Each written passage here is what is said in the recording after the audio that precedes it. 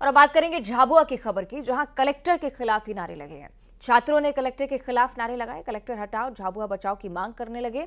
दरअसल गणतंत्र दिवस समारोह की तैयारियां चल रही थी। सांस्कृतिक प्रस्तुति इस कार्यक्रम में दी जानी है, जिसकी रिहर्सल लगातार चल रही थी और इसी रिहर्सल को लेकर विवाद हो गया। भगवान राम के ऊपर कार्यक्रम कर रहे थे और इस कार्यक्रम को किए जाने पर हंगामे की स्थिति शुरू हुई, क्योंकि इस कार्यक्रम को खुद यहां पर रोकने के लिए कुछ लोग पहुंच गए। हंगामे के बाद प्रशासन भी बैकफुट पर आ गया। जनजातीय विभाग ने छात्रों को भरोसा दिलाया कि प्रस्तुति इस कार्यक्रम से नहीं हटेगी, लेकिन बड़े अधिकारी के इशारे पर प्रस्तुति रोकने का जो शक है वो इन बच्चों को लगातार है और इसी के चलते कलेक्टर के खिलाफ नारेबाजी की तस्वीर।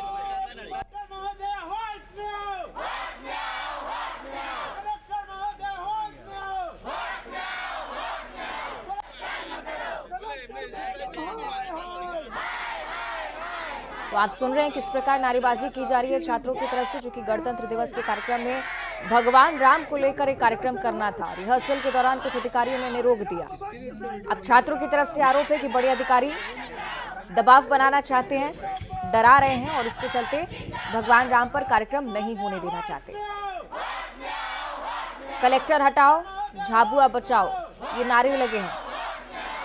हालांकि जनजातीय विभाग यहां पर पहुंचा, उनकी तरफ से कहा गया है कि हम आपको भरोसा देते हैं कि आपकी प्रस्तुति नहीं हटेगी कार्यक्रम से, लेकिन उससे पहले जो हंगामा बरपा है उसकी तस्वीर।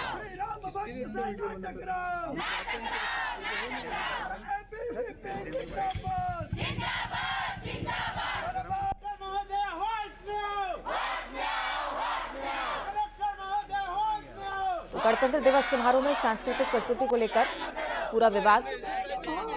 रिहर्सल में भगवान राम पर कार्यक्रम चलना था, रोका गया इसे और उसके बाद हंगामा।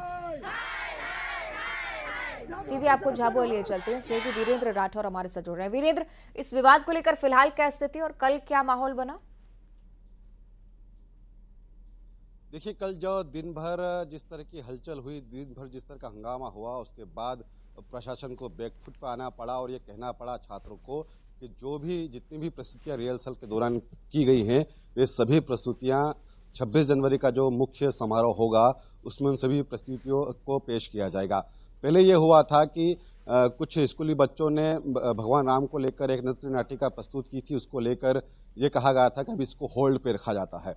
इतना कहते ही जो छात्र हैं वो भड़क गए थे और उन्होंने सवाल पूछा था। उसके बाद एबीवीपी मैदान में उतरा, उन्होंने छात्रों के साथ में रैली निकाली, कलेक्टर हाय हाय के नारे लगाए और उसके बाद जब हैं जनजातीय विभाग की जो सहायक आयुक्त हैं वो पहुंची और उन्होंने सफाई दी कि जितनी भी प्रस्तुतियां हैं उनको यथावत रखा गया है, किसी भी प्रस्तुति को कैंसिल नहीं किया गया है। 26 जनवरी का जो मुख्य समारोह होगा उसमें सारी प्रस्तुतियां यथावत होंगी, तब जाके ये पूरा जो मामला जो हंगामा है वो थमा। ठीक है, चलिए देखने वाली बात के आगे इस कार्यक्रम को लेकर क्या जानकारी सामने आती है। बहुत शुक्रिया आपका वीरेंद्र जानकारी के लिए। फिलहाल और अब बात करेंगे मध्य प्रदेश में मौसम के सितम की। सर्दी से हाहाकार मचा हुआ है, खासतौर पर ग्वालियर चंबल इलाका, जहां पर कड़ाके की ठंड पड़ रही है। देश के 5 सबसे ठंडे शहरों में 3 शहर मध्य प्रदेश के ही हैं। ग्वालियर चंबल अंचल में घना कोहरा, सुबह 7 बजे विजिबिलिटी 20 मीटर से भी कम। कोहरे के चलते सड़क, रेल, हवाई यात्रा पूरी तरह से प्रभावित। दिल्ली पंजाब से जो भी ट्रेनें आ रही हैं 14 और 15 घंटे की देरी से ही चलती है। सर्दियों के मौसम में अमूमन आपने स्थिति देखी और इस बार भी इसी प्रकार से व्यवस्थाएं चरमराई हुई। तो ठंड लगातार परेशानी बढ़ाती हुई मध्य प्रदेश के लोग भी इस सितम से दूर रहे हैं। देश के 5 सबसे ठंडे शहरों में 3 शहर ऐसे जो मध्य प्रदेश के हैं। दतिया, आप देखते हैं किस प्रकार से ठंड यहां पर पड़ती है। ग्वालियर चंबल अंचल का हर एक इलाका इसी प्रकार सर्दी का सितम झेलता हुआ।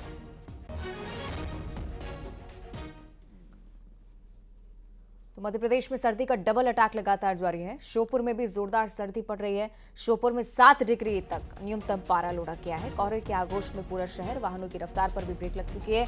सर्दी का आम जनजीवन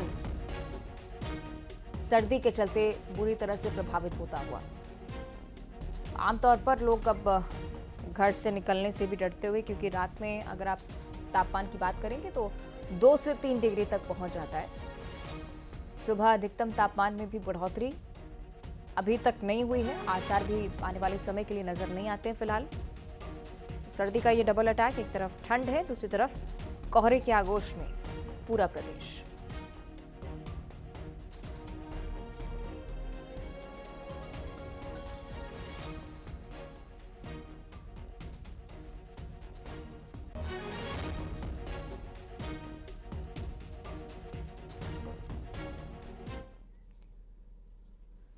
और मध्य प्रदेश में सर्दी के अलावा एक और समस्या है, आवारा कुत्तों का आतंक जो लगातार बढ़ता जा रहा है।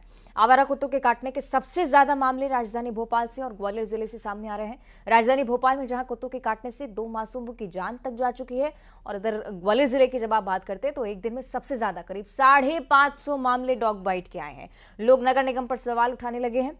अब सबसे बड़ा सवाल यह भी है कि इस आवारा आतंक से मुक्ति कब और कैसे मिलेगी, रिपोर्ट में समझिए।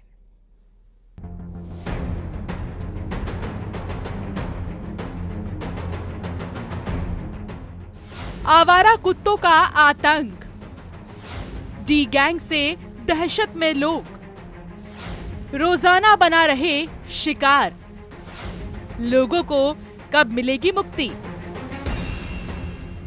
एमपी के कुछ शहरों में आवारा कुत्तों का आतंक लगातार जारी है। आवारा कुत्तों का सबसे ज्यादा कहर राजधानी भोपाल और ग्वालियर जिले में है, जहां हर दिन नए मामले आ रहे हैं। राजधानी भोपाल में आवारा कुत्तों के काटने से 15 दिन में 2 मासूमों की जान चली गई है। इन आवारा कुत्तों के खिलाफ नगर निगम ने मुहिम चलाई है, लेकिन कुत्तों के हमले बता रही हैं कि नगर निगम पूरा फेल हो गया है। भोपाल के जेपी हॉस्पिटल में हर दिन 50 से 60 डॉग बाइट के केस आ रहे हैं। उधर डॉग बाइट के बाद लगने वाले इंजेक्शन की अस्पताल में किल्लत का मामला भी सामने आ रहा है। यहाँ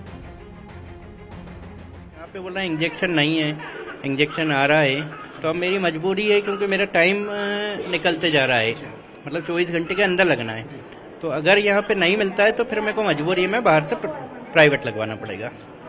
आपके घर से ये क्या कह रहे हैं इंजेक्शन को लेके? ये मेरे पिताजी हैं जिनको कल कुत्ते ने काटे थे। एक्चुअली रेबीज का इंजेक्शन है, इम्यूनोग्लोबिन, जो सीवियर जो बाइट रहती है ना, वो उन केसेस में इम्यूनोग्लोबिन जो इंजेक्शन रहता है वो रेफर करते हैं। तो वो प्राइवेट हॉस्पिटल वाले स्टॉक करके रखते हैं, बट उनके यहाँ महंगा मिलता है। गवर्नमेंट के पास सप्लाई रहती है, बट इतनी अभी क्या बता रहे हैं, कब तक दे पाएंगे?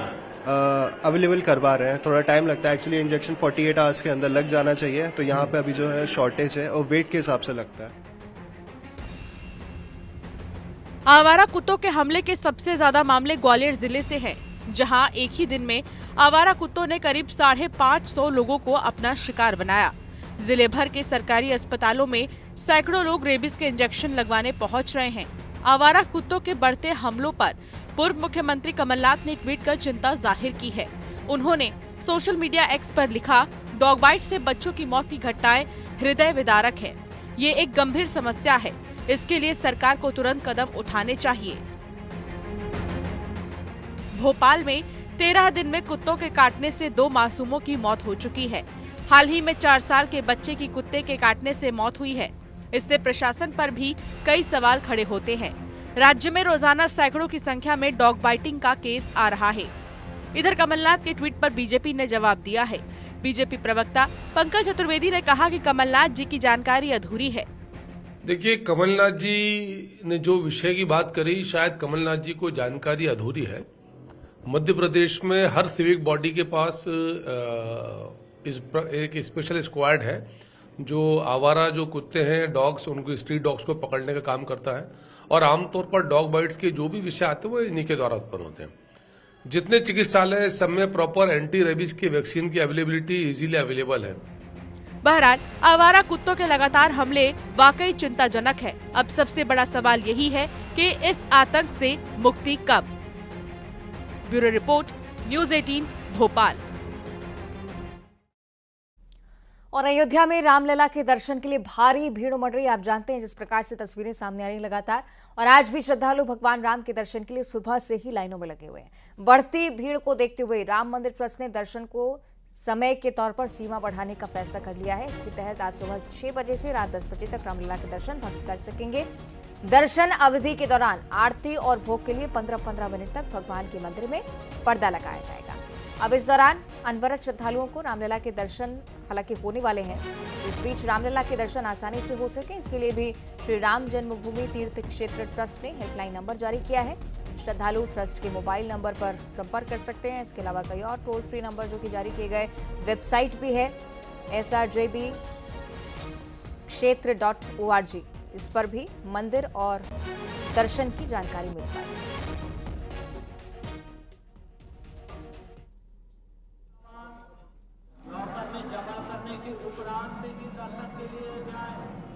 तो ये तस्वीरें हम आपको दिखा रहे हैं सुबह सवेरे की।